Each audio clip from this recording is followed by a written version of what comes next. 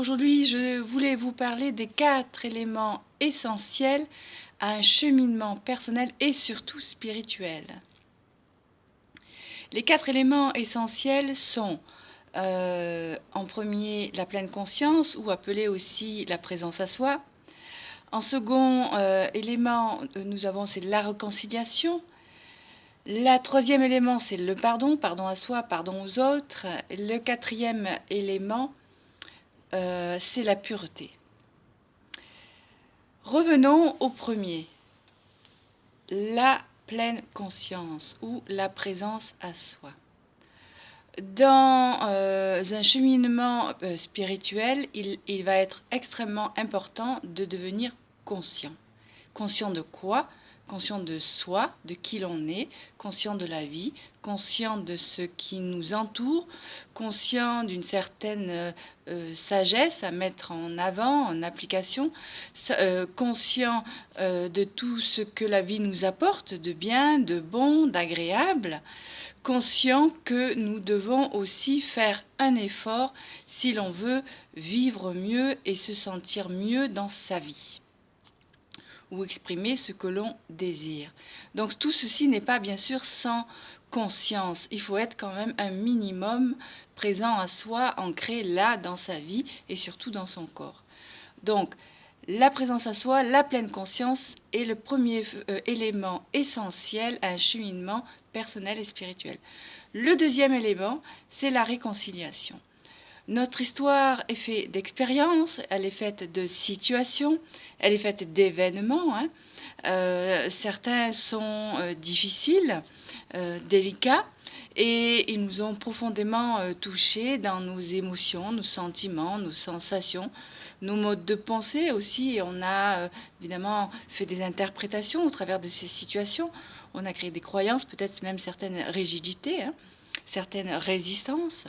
Donc la réconciliation va être un moyen de prendre conscience que on ne peut pas avancer dans un état émotionnel en déséquilibre, animé par des pensées négatives, animé par des émotions négatives, des sensations de ressentiment, de haine, de colère ou simplement de tristesse ou de peine profonde. Donc la réconciliation, c'est faire un travail de pacification intérieure avec soi-même. Le troisième élément essentiel pour un cheminement personnel et surtout d'ordre spirituel, c'est le pardon. Il n'est absolument pas possible d'avancer sur un chemin spirituel et penser qu'on peut le faire sans pardon. Le pardon libère, le pardon purifie, le pardon nettoie, et il est surtout un élément essentiel à un cheminement spirituel personnel. Notre univers est basé sur l'harmonie, est basé sur l'amour inconditionnel. On ne peut pas avancer vers l'amour ou l'harmonie si on est encore à se traîner des casseroles très lourdes, un sac à dos très chargé. On ne peut pas éveiller sa conscience spirituelle sans pardon à soi-même et bien sûr aux autres. Bien sûr, c'est un pardon non de personnalité à personnalité, mais c'est un pardon d'être à être ou d'âme à âme. Mais c'est un pardon qui libère et purifie. Le quatrième élément essentiel à un cheminement spirituel et personnel, c'est la pureté. La pureté est essentielle quand on veut avancer sur un chemin d'éveil, sur un chemin de connaissance. La pureté, c'est la pureté à la fois avec son corps, avec ce qu'on lui donne à manger, la manière dont on le traite, la manière dont on prend soin de lui, la manière dont on va boire aussi, ce qu'on va boire. C'est la pureté aussi avec ses émotions, avec toute cette nature émotionnelle. La pureté avec nos pensées doivent être pures, doivent être joyeuses, doivent être fines, doivent être élévatrices, nobles. Voilà, nos pensées sont très importantes.